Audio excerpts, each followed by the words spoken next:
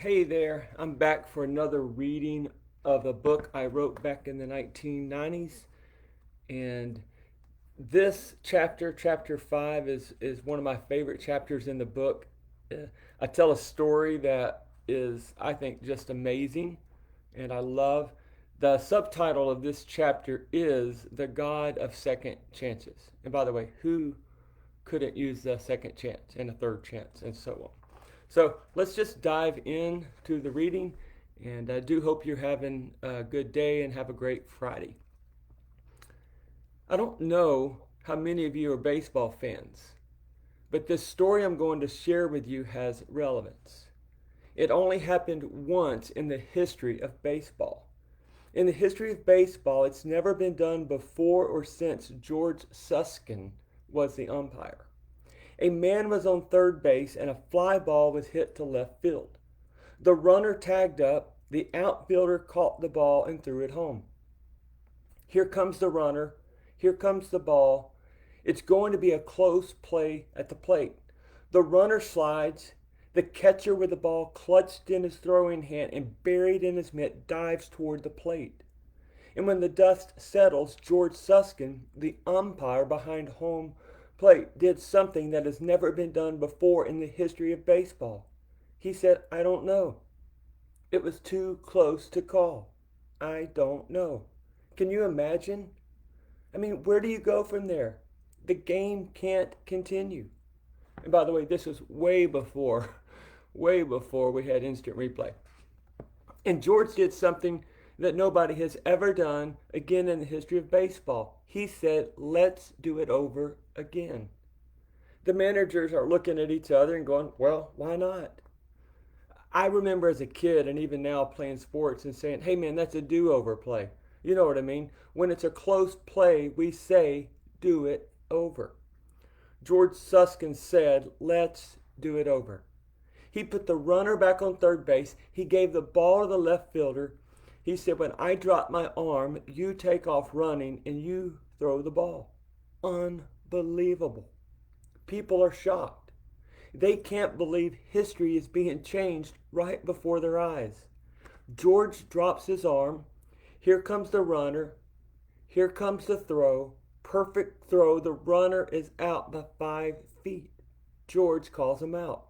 The game continues with no arguments. From the history of the annals of baseball to our present day life, what a wonderful example.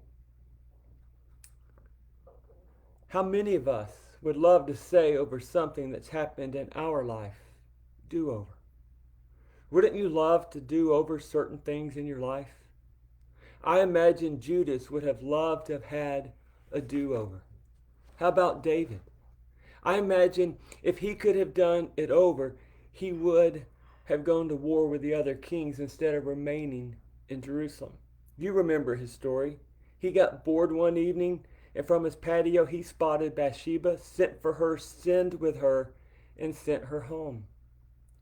I know he would have loved to have had a do over. What about the unbelievers in the days of Noah? They probably laughed and made fun of Noah while he built the big boat. I don't imagine they were laughing when it started raining. I imagine they would have loved a do over. Everyone would love to have a do over. But most of the time, we are not that fortunate. We have to live with the choices we make. However, we have the opportunity to receive the ultimate do over. This one didn't happen on a baseball field, it took place on a rugged wooden cross at a place called the Skull. It was there that Christ gave his life for us so that we can receive the ultimate do over, the forgiveness of sins. So when the world seems harsh and unforgiving, remember our loving Father who, in essence, said, let's do it over, as he watched his son, his own son, being crucified.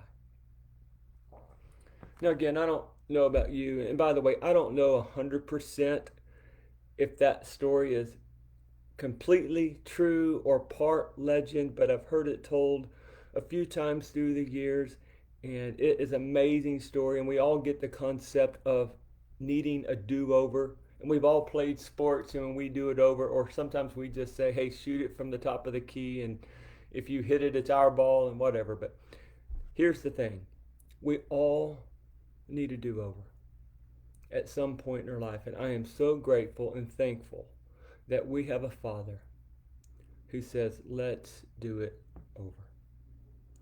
I hope you have a great Friday. And once again, it's good to be with you. Tomorrow, if we do this again, the next chapter is called Unforgettable. Unforgettable. So have a great day.